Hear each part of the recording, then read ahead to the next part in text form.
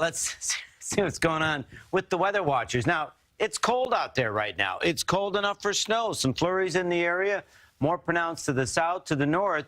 You know, these are air temperature readings. They aren't wind chills, so you know you're still dealing with single-digit wind chills. Some very interesting pictures being sent in.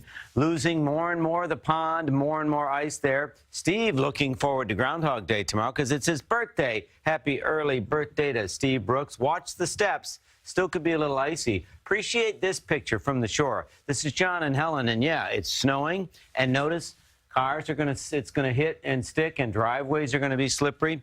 Again, want to review. We don't anticipate a lot of snow out of this, maybe a trace to an inch, and that would be south of the city. However, we'll likely see a few flurries in the city.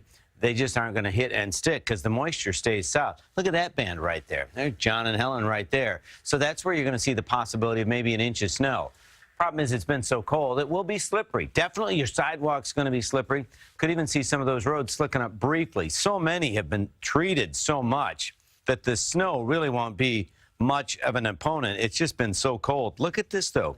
Through parts of Queens and over into parts of Hudson County, into Bergen County, a little bit of light snow. This is more novelty or nuisance than anything. It's really not going to amount to much. The snow line is right there, and there's pretty good model agreement that it continues to push that way. There's not a lot of available moisture either, and that's really the story. There's some wet weather and another storm brewing for the southwest. The good news is it's a lot warmer through the Midwest. They finally get a bit of a break. I mean, it is still very cold. The wind chill in Chicago, though, is finally now above 0. We have a wind chill of 8 in the city. Futurecast again to show you between now and say 3, we'll see a little bit more snow. Southern parts of New Jersey, South Ocean County, and then it wraps up for the evening hours, and then we're pretty quiet overnight, still cold. For lunchtime tomorrow, it's a pretty mix of sun and clouds, and then we get into this pattern where we're going to add 10 degrees and 10 degrees and 10 degrees. Yesterday started at 16 below. We're going to try to get you to 57 next Tuesday. That's a temperature, a real feel temperature swing of over 70 degrees. Today, though, 23, some snow in the area, and you're still dealing with that wind, even though it's not as strong. You've got wind chills in the teens and low 20s, but then let the warm-up begin.